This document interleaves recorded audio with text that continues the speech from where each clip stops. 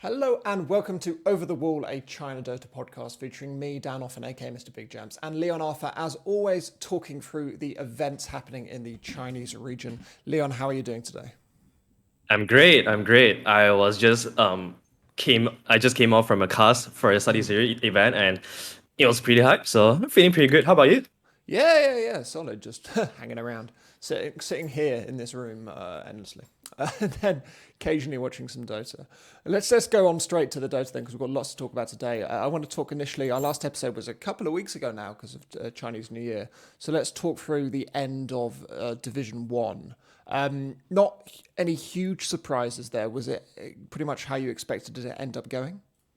Yeah, so in a nutshell, it was still LGD looking pretty dominating, going undefeated in the entire division. So I think that is probably not a surprise, even though I do feel like AME and Nothing to Say did look a little bit shaky. I recently talked to some of my Dota friends as well, a professional player playing in the upper division. He as a mid laner told me that he felt like Nothing to Say was underperforming. Okay. And then he shared a little bit of worry, saying that he doesn't know whether or not Nothing to Say could go back to his peak, like what he has shown us in TI. He is a little bit worried that Nothing to Say might not be able to go back those kind of high peak performance status. So that could be a little bit of concern, but definitely LGD looking still very strong, especially on the position 3, 4, and 5. It's an interesting. Let's talk a little bit about Nothing to Say then. In what ways is he underperforming? What particular elements of his play aren't looking as good as they were at TI? I think in TI he was very dominating in terms of laning phase, and then he was able to put this very intimidating pressure on the enemy side. And when it comes down to DPC this year, the first season, he didn't look that intimidating. And then he probably didn't do too good in terms of laning phase. Not like before in TI that he was just dominating, dumpstering all the TI players. So I guess that is a little bit drop off in terms of performance. But honestly, I feel like LGD they deserve a little bit break.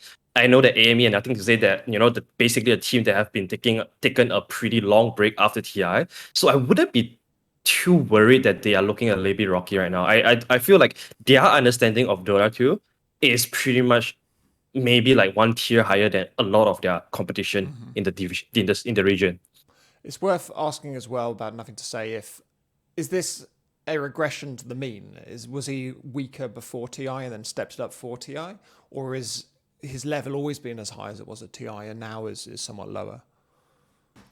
I think his level has been always pretty consistent. I would say he is one of the most consistently dominating position two out there in the international level.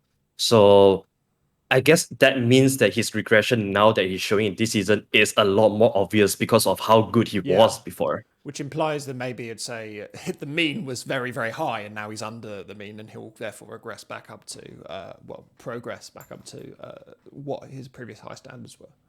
Yeah, I think so. I think at their level it's probably pretty easy for them to go back to their peak because you just have to grind it out, play more pubs every day, work on yourself, watch more replays. I feel like when the motivation kicks in, these players have what it takes to be good again. In terms of other surprises, again, I think when we last spoke, we had the top four already. PSG, Diaster, and Real Never Give Up. eHome and Vici were the only two that were relatively close there. Was that a surprise that eHome ended up in the playoffs rather than Vici, or was that very much in your realms of expectation? I wouldn't say I expected this at all. I think it's a big surprise to me. Pleasant surprise though, because Zil, one of the new Malaysian players playing for off lane in eHome, and I recently talked to him in a new podcast that I haven't uploaded yet, so I could share a little bit of info here for our faithful listeners. So yeah, I think to them, if from what Zil told me, I think he expected his team to end up at the top four, even though he know that it's going to be a very tough and long road for them. But I think the biggest game changer is that they managed to take down IG and Vichy Gaming during the DPC league. And the way they did it was with a lot of preparation in terms of ban and pick. So in the drafting phase, he told me that they did a lot of homework and they feel like they got a lot of advantage out of the drafting phase, which is something that you don't really hear too much in other regions. Because a lot, like for example, Southeast Asia, it's a lot about outplaying your enemy, outmaneuvering your enemy. But in China, is very normal that a team just totally shine because they have better draft understanding or preparation. And that was what helped eHome overcome these two very big challenges and eventually put them at the fourth place. It's an impressive one as well because all five of those players are relatively new players. There's not anyone here who's played at TI. There's not anyone who's really known internationally. Could you talk me through? I suppose you'd like to talk about the guy you've just interviewed, Zeal. But is there anyone else who's really shone out in that team that people should be looking at in the regional finals coming up? I think the most outstanding two ones are definitely Shiro, the carry. So basically, three of the current eHome players are from Phoenix Gaming last season.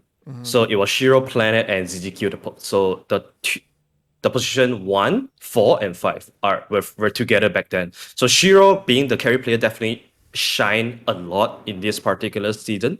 And I think for Planet, the team addressed him as P God. So in China, if you are given the nickname of something God, it means that the entire scene basically respect you. Otherwise, they won't give you that kind of nickname. So another guy that has shared the same kind of nickname is Burning back then. Yeah. So people call him B God. Yeah, so Planet as addressed as a P God, I think that tells you a lot, and he is definitely the main driver in the team as well. And he has always been very impressive too, playing heroes that like Rubik, Shaker, very very impressive, and you can tell that he is directing a lot of moves in the team.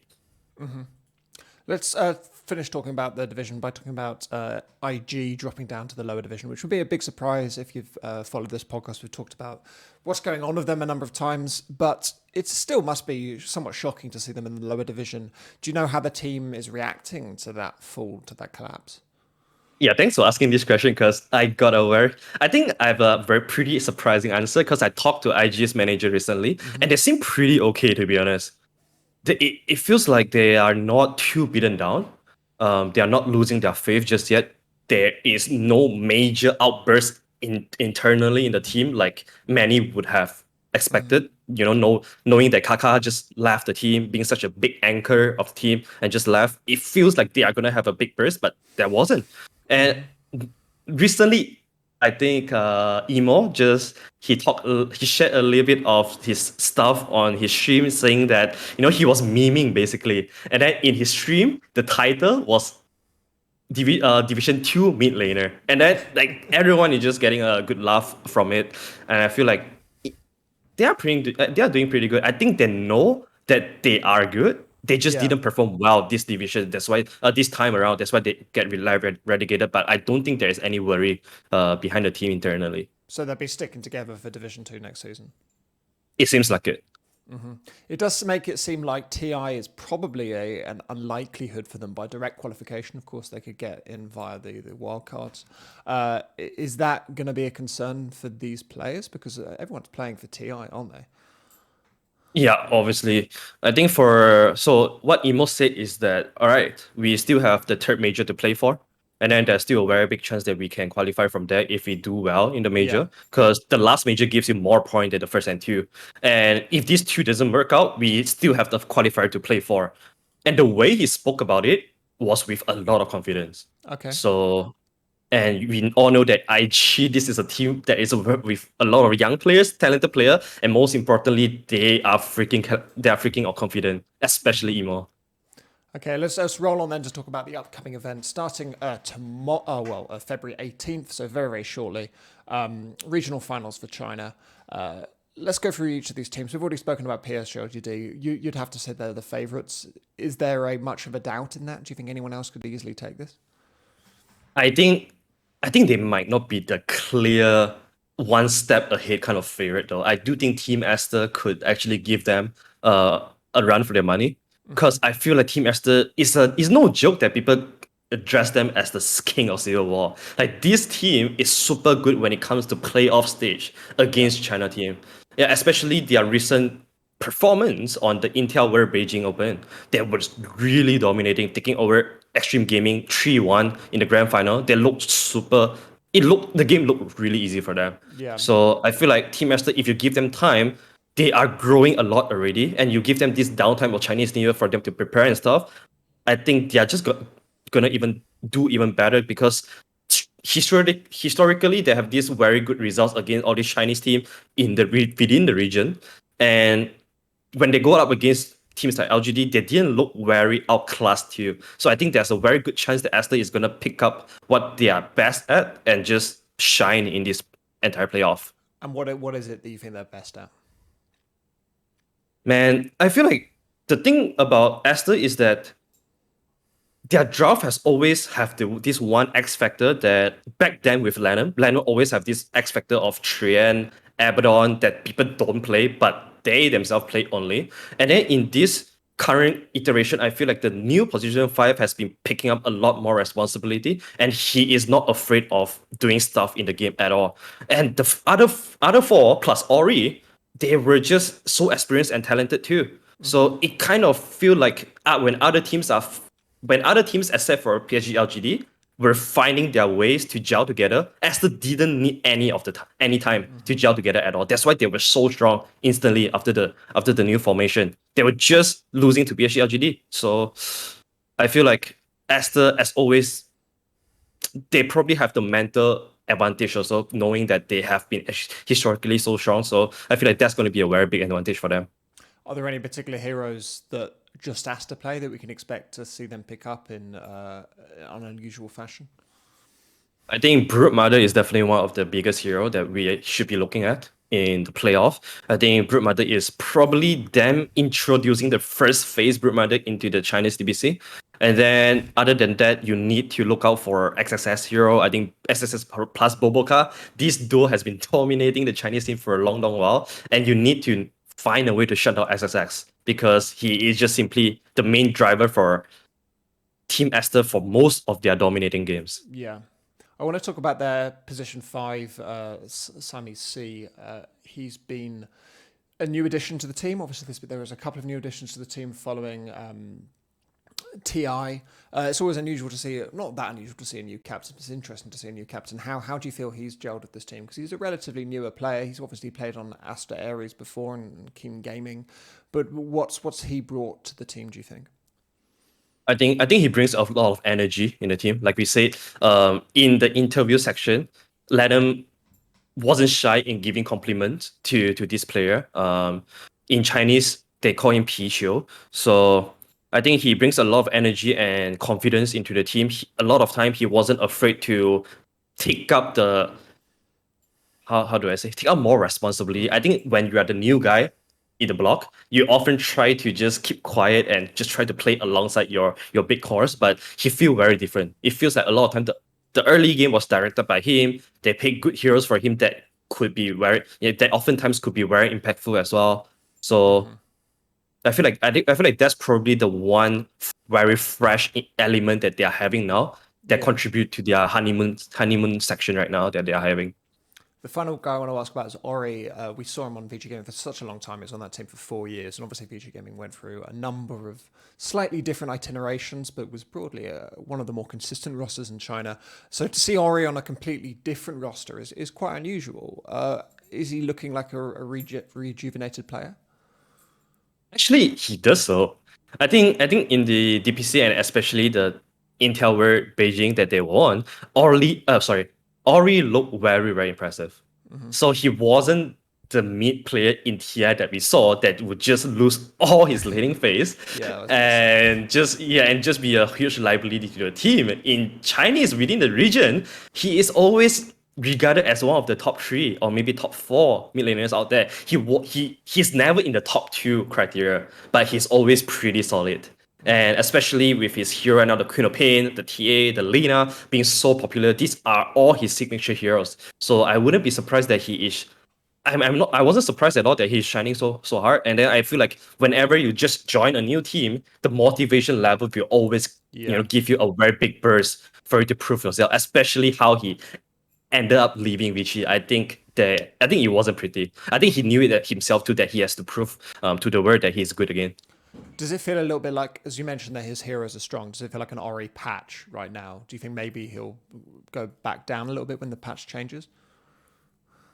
Yeah, I guess so. I think it's very hard to tell. I think in the international level, the kind of weakness that Ori showed was pretty big and obvious, which is, you just simply not, he was just simply not good enough in terms of skill level in the laning phase. So when you're going up against the best from each region, you are going to suffer a little bit. But within the region, I guess it is still salvageable, especially, you have a lot of understanding on how each other is going to play. There's a better way for you to recover from bad game too. So I think within the region, I think Ori, he should be able to do too well. Or at the very least, he won't struggle as much as he did in TI. Great, good to hear. Let's finally talk about Royal Never Give Up, an interesting team coming in third in the region. I think the person that most people focus on here is probably Somnus. Talk to me about how he's been doing this season, because it's always exciting to see him play well. Oh, for sure. I think Somla is just impressive, right? I think his issue is always on the motivation level. Like when this guy is motivated, especially in TI, he's gonna be like a beast, which he was carrying he's good Elephant at in it, a lot of games. Yeah, he's always very consistent when it comes to the big stage. You just feel like he's the kind of player that will also regress when there is not a lot of hype in terms of playing tournaments anymore. Like for example, when he was not going to lands anymore, he wasn't playing too much pops, he wasn't too hardworking. But then when it comes to TI, when he was at TI, when he just reached there, his MMR, if I'm correct, was 8.9. And in 1 week, in one month of bootcamp, he climbed 1k MMR in EU server. So that's the kind of explosiveness we are expecting from Somnus here. So I feel like if he is motivated enough, he's gonna be a god. Do you think it's fair to describe Royal Never Give Up as the Somnus team? Is there? I mean, there's 4 other players. Is there more to that team than just him?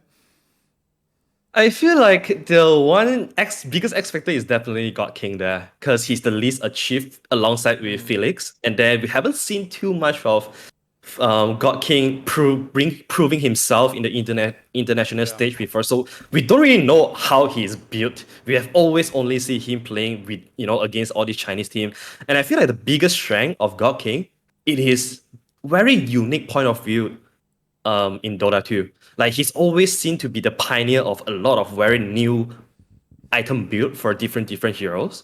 Most recently, he went for this Battle Fury build on Bloodseeker in China. That no one has been doing it, only him. I wouldn't say how I don't know how good it was, but it's definitely no one else is doing it at least. Yeah, no one, at least no one else is doing it. So yeah, I feel like God King, his value can be maximized when it comes to the beginning of a new patch. I feel like he has a very special eye in seeing what's good and what's not, and being able to extract that. But in this meta that is so stagnant already, I don't feel like having God King in the team will give you any kind of very special, outstanding advantages. If you compare God King to Monet, to AME, to even Shiro, I think people might even look at Shiro and think that this guy is more potential than God King. So yeah, it's a lot of question mark around this guy, and I'm really looking towards to see how he's gonna do, because he's also thinking over the drafting for the team, which is very rare for such a new player as a carry. More, I wouldn't say he's very experienced in terms of international level, but he's drafting for such an all-star team. So there must be some value that they see in him. It's interesting you say that he's a good player to have at the start of the patch, when these will be the literal last games of the longest ever patch in Dota. So probably not his strong period. On that drafting thing, does Xnova not like to draft then? Because I know he didn't draft in PSG LGD back in the day. Is that not something he likes to do? I'm not sure, because in China, right, basically every single team has a coach, and that coach is dedicated to draft. And they do all the homework, they do all the research and stuff, and they are always there to do the drafting. Be it RTK or Cell 8 or Lanham, they are always the very dominant voice when it comes to how should we play Dota 2 in this team. So I feel like maybe that's the tradition, or that's the culture where we don't see too many position 5 picking up the drafting responsibility in China, because it is I think China has this very bureaucratic culture where they respect the old players a lot. They respect the achieved player a lot. So a lot of times, these achieved players are also playing a big role as a coach in the team. So maybe that's why we don't see too much post 5 drafting. That's interesting to hear. I want to kind of close up on this then by previewing the games. We've not got many games. There's only 4 teams here. PSG versus eHome to kick off. We've spoken a little bit about eHome already as being an inexperienced team, but one that's shown a lot of potential. But would you still very much expect that to be a PSG victory? Yeah, I would say so. I think when it comes to a BO3 like that with so much stake, I think PSG LGD in terms of their experience, in terms of their mental game, I think they're definitely going to be level higher than eHome. And I talked to Zio. Zio told me that whenever eHome go up against LGD, they've never win a single game. Not a single game in Scream. Literally 10-0. Do That's you think what. they're a little intimidated then? From what you know of their mental strength, do you think that's something that affects how they prepare and play against a big team like PSG? Yeah, luckily for eHome, right? Zio also told me that in officials, they're a lot more relaxed. They are able to make jokes around each other compared to scrims. Because in scrims they're dead serious. But in official games, they are able to make fun. They are able to have fun, have joy. Which is why I think they were 0-10 to LGD in scrims. But in the actual DPC series, they were managed to get one game off LGD, which was a big surprise. It was a Yeah. I think it was a huge victory for the team already to be able to take just 1 point from PSG LGD after losing them continuously in scrims. So yeah, I think if you would want me to rate it, I would say something like a 7-3. I think PSG LGD would be a 7. I want to see what kind of X factor that eHome could pull out though. What sort Yeah, of things? I mean, if you knew this for sure, I imagine you'd be working as a high-level coach. But what sort of stuff would you need eHome to do or to put out that you think could maybe unsettle PSG there? I think one thing about PSG LGD is that they are not afraid to try new heroes. Like AME have tried a lot of Drow in the DPC, it didn't work out. So I feel like LGD there is a slight chance that LGD might underestimate eHome. And we talked about how eHome told us, Jill told me that the 2 crucial games they won against IG and VG, it was a lot credited to the preparation on drafting. So, knowing that there's so much time for them to prepare against PSG LGD, if they prep properly and nicely, and maybe outstandingly, maybe they could have a chance and catch PSG LGD off guard. Because we never know in this, when a team come in as a dark horse, willing to give everything, while the other team is willing to try, things could happen. Let's close up then by talking about Aster, RNG. We've spoken just about both of those teams briefly. So we can go through quite quickly. Who would you expect to win this? Is this very close, or is there or are Aster the runaway winners here? Yeah, I was looking at these 2 teams earlier before coming to this podcast, and then I was just like, damn, every single game was so close. So in the final series in TPC, RNG won it over 2-1. And so with that, they forced tiebreaker. But then they lost 1-2 to Esther in the tiebreaker. Yeah. So it's really anyone's game. I feel like it really all comes down to the clutch moment. Who's going to be able to play the clutch moments a little bit better? And with this, I'm gonna attribute this a little bit to the experience of each individual players, especially the core. Because if you look at the history, I think there were 2 games that was forced beyond 60 minutes game, and I think those are the moments the core players need to shine. And if you are asking me to pick between the cores, I think for mid lane it's a clear advantage. It's very clear that Somnus is just outstanding. But when it comes to the carry role, I would say Monet or God King anytime. So in that, in this particular meta that everything is around your position 1, I'll say I'll go with Hester in this particular element. Okay, good to hear. Let's move on then to the final section of the podcast, which I guess is just titled "Any Other Business." What else is happening in China outside of the main thing happening in China? Is there anything else going on that's worth commenting on? I think the only one that I would like to bring up is that our fans' favorite SCCC. He's also Chinese, viewers' favorite streamer right now, streaming on Huya, and he recently just hit rank 1 in China, so it is pretty impressive. I think he's probably one of the not active player that hit rank 1 in any other region. I don't think any other region has someone like him that is dedicated to streaming and managed to get rank 1. So I think a lot of teams. Back in the day, Lizard is the only one I can Sure. think of. EU Sure. rank 1. Excalibur at one point at Yes, you were rank 1 as well. Yeah. but not in But China. Yeah. sure, yeah. But at this moment, SEC was managed to do it, so pretty impressive stuff for him. I think a lot of teams should be looking at this guy and say, "Damn, can we get this guy on our team?" Because he not only brings you Dota value, he brings a lot of commercial value too. Because this guy brings a crazy amount of traffic to the team. He is one of the most beloved streamer and caster right now in China. And I think he is like the number one guy, the face of Dota 2 for Huya. So yeah, I recently asked a friend to ask him what is his plan, and he said that he can't disclose it. So All I right. guess that is some kind of Yeah. negotiation going If he on can't disclose behind it. it, then there's a plan. There has to Yeah, be. there is a yeah, there has to be a plan. So I'm very intrigued to see if SCCC is gonna come back, and I think that he's still in the peak and the golden age of his career too. It would be a 2026. total shame. Yeah, it would be a total shame to see him ending up as a as a streamer for the full time and not going for the TI. I guess my So follow-on I question from that is how seriously is rank 1 taken in EU? Because in my other podcast, Position 6, I just interviewed Crystallis, who is rank 1 EU.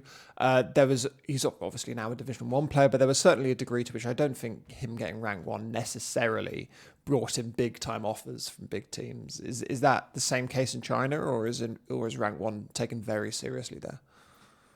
I think they share pretty much the same sentiment. I think a lot of time hitting rank 1, you are telling the entire world that you have this potential to be good. But then you need someone that is willing to extract those good values, those potentials from you. You need like someone like a puppy to give you a chance. Yeah, but in China, I feel like SCCC hitting rank 1 is a little bit different because he's proving to the world that, yo, I'm streaming, but I'm not washed. I'm not Yeah. washed. That's why I'm going to streaming. I'm still good. I just chose to stream because maybe it is a better offer to him.